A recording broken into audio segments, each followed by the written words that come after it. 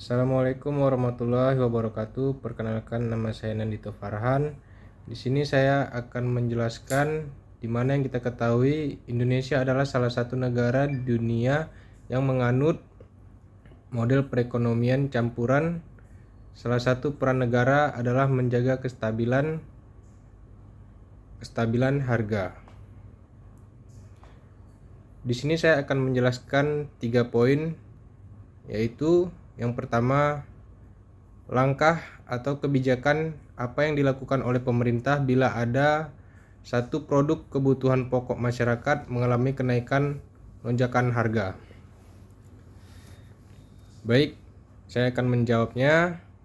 Jika terjadi kenaikan harga pada suatu produk, pemerintah biasanya mengambil beberapa langkah atau kebijakan untuk mengatasi dampak negatif yang ditimbulkan. Langkah tersebut bisa dilihat dari sisi rumah tangga atau permintaan dan produsen atau penawaran, serta bagaimana masing-masing pihak tersebut terpengaruh. 1. Tentang rumah tangga atau permintaan. Kenaikan harga barang kebutuhan pokok akan langsung mempengaruhi daya beli rumah tangga. Dalam hal ini, rumah tangga harus menyesuaikan pengeluaran mereka, yang dapat menyebabkan pengurangan konsumsi atau perubahan pola konsumsi. Adapun langkah pemerintah, yaitu yang pertama ialah subsidi harga. Pemerintah dapat memberikan subsidi kepada konsumen agar harga barang tetap terjangkau. Misalnya, subsidi untuk bahan bakar, beras, atau minyak goreng. Dengan ini, harga barang yang melonjak tetap bisa dijangkau oleh rumah tangga, terutama yang berpenghasilan rendah. Berikut saya beri contoh, misalnya pemerintah memberikan subsidi pada minyak goreng yang dapat menjaga harga tetap stabil meskipun ada lonjakan biaya produksi atau bahan baku. Poin selanjutnya adalah penyediaan bantuan sosial. Pemerintah dapat memberikan bantuan sosial berupa bantuan tunai langsung atau BLT atau paket sembako bagi rumah tangga miskin untuk menjaga daya beli mereka.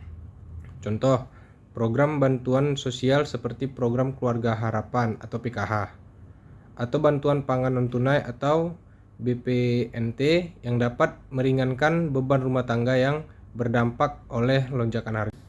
Baik, yang selanjutnya ialah poin yang kedua, yaitu produsen atau penawaran. Kenaikan harga barang kebutuhan pokok biasanya juga dapat mempengaruhi sisi produsen, terutama terkait dengan biaya produksi dan pasokan bahan baku. Adapun langkah pemerintah, yaitu pemberian subsidi atau insentif kepada produsen. Contoh, subsidi pupuk atau bantuan modal untuk petani yang akan membantu menurunkan biaya produksi dan memastikan harga pangan tetap stabil.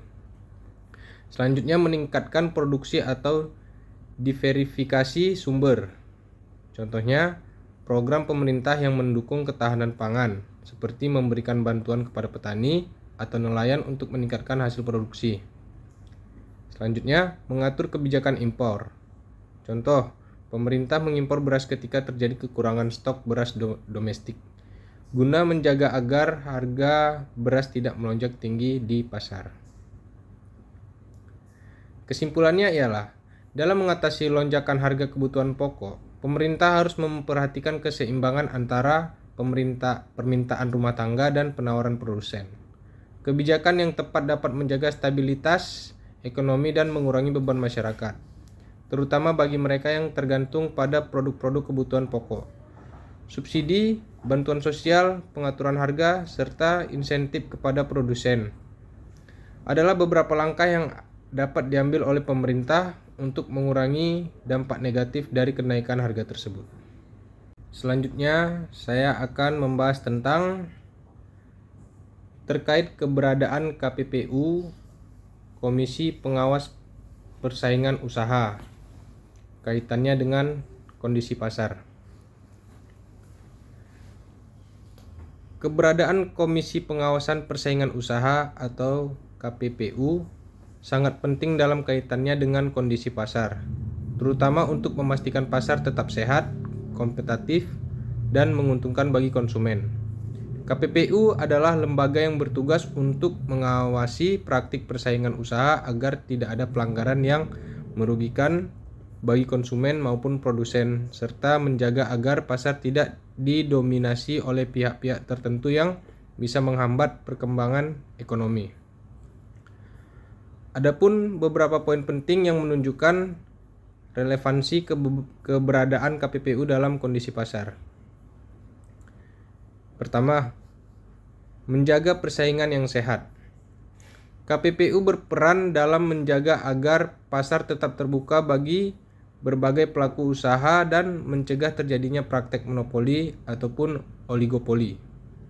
Dengan adanya KPPU, produsen atau penyedia barang dan jasa tidak dapat sembarangan mengendalikan harga atau merusak keseimbangan persaingan. Yang kedua ialah melindungi konsumen. KPPU juga berfungsi untuk melindungi kepentingan konsumen, khususnya dalam mencegah praktik kartel yang dapat merugikan konsumen. Kartel adalah kesepakatan antara perusahaan untuk menetapkan harga tinggi atau mengurangi kualitas produk secara bersama-sama, yang jelas merugikan konsumen. Yang ketiga ialah mendorong inovasi dan efisiensi. Dengan adanya persaingan yang sehat, perusahaan akan terdorong untuk berinovasi dan meningkatkan efisiensi. Ini adalah keuntungan bagi konsumen yang mendapatkan produk yang lebih baik dengan harga yang lebih kompetitif. Selanjutnya yang keempat ialah mencegah penyalahgunaan dominasi pasar. KPPU juga memantau perusahaan yang memiliki dominasi pasar agar tidak menyalahgunakan posisinya untuk melakukan praktik yang tidak adil. Dalam kondisi pasar yang cenderung didominasi oleh satu atau beberapa perusahaan besar, KPPU berperan untuk memastikan bahwa tidak ada penyalahgunaan kekuatan pasar yang dapat merugikan pihak lain, termasuk usaha kecil dan menengah atau yang kita ketahui UKM. Selanjutnya yang terakhir ialah menjaga keseimbangan pasar. KPPU juga membantu menjaga keseimbangan antara berbagai sektor dalam perekonomian dengan mengawasi merger dengan akuisisi antar perusahaan. KPPU bisa mencegah terjadinya konsentrasi kekuatan pasar yang dapat menutup peluang bagi pemain baru atau usaha kecil untuk berkembang. Adapun kesimpulan yang saya nilai ialah KPPU memiliki peran yang sangat vital dalam menjaga dinamika pasar agar tetap sehat, kompetitif, dan berfungsi secara efisien. Dengan mengawasi dan menindak praktik anti persaingan secara monopoli, kartel atau penyalahgunaan posisi dominan, KPPU dapat memastikan bahwa pasar tidak hanya menguntungkan pelaku usaha besar, tetapi juga memberikan manfaat yang maksimal bagi konsumen dan perkembangan ekonomi secara keseluruhan. Oleh karena itu, KPPU bukan hanya penting bagi menjaga keseimbangan pasar, tetapi juga untuk mendorong pertumbuhan ekonomi yang adil dan berkelanjutan. Baik, selanjutnya saya akan menjelaskan keberadaan YLKI atau Yayasan Lembaga Konsumen Indonesia yang kaitannya dengan kondisi pasar.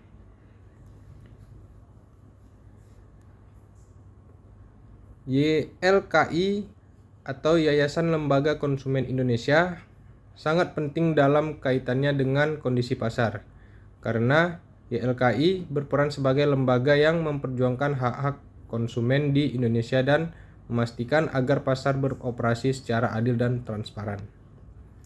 Sebagai lembaga yang mewakili kepentingan konsumen, YLKI memiliki peran penting dalam menjaga keseimbangan antara produsen dan konsumen, serta memastikan bahwa pasar dapat berfungsi secara efisien, kompetitif, dan tidak merugikan konsumen. Adapun beberapa alasan mengapa YLKI sangat relevan dalam kondisi pasar. Yang pertama ialah melindungi hak konsumen. YLKI berfungsi untuk melindungi hak-hak konsumen yang seringkali bisa terabaikan dalam pasar yang tidak teratur. Dalam bahasa kasus, konsumen tidak selalu memiliki informasi yang cukup tentang produk atau jasa yang mereka beli. atau mereka mungkin terjebak dalam situasi di mana mereka harus menghadapi produsen atau layanan yang cacat atau tidak sesuai dengan harapan.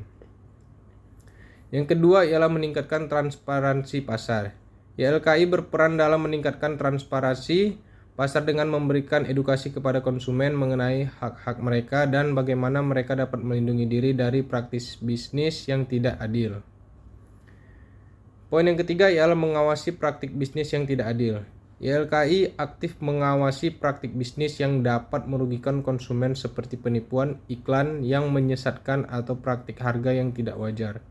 Lembaga ini berperan sebagai watchdog atau pengawas yang mengidentifikasi dan melaporkan jika ada pelanggaran terhadap hak-hak konsumen atau praktik bisnis yang merugikan konsumen secara luas. Selanjutnya yang keempat ialah mendorong perbaikan kualitas produk dan layanan. Keberadaan YLKI memberikan tekanan pada produsen untuk selalu meningkatkan kualitas produk dan layanan yang mereka tawarkan. Hal ini karena mereka tahu bahwa YLKI dapat memperjuangkan hak konsumen jika ada produk yang cacat atau tidak sesuai standar.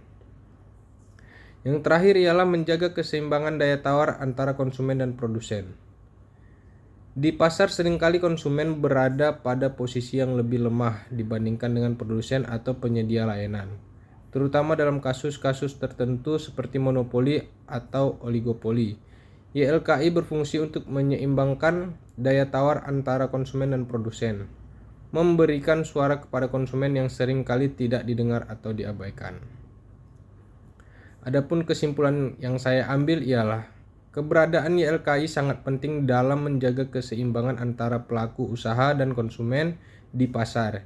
YLKI tidak hanya berfungsi sebagai advokat bagi konsumen, tetapi juga sebagai pengawas yang memastikan agar pasar tetap adil, transparan, dan berfokus pada kepentingan konsumen.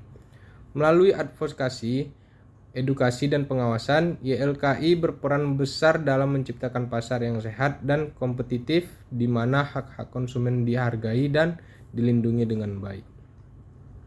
Sekian penjelasan dari saya. Bila ada kekurangan saya mohon maaf. Wabillahi taufiq wal hidayah. Assalamualaikum warahmatullahi wabarakatuh.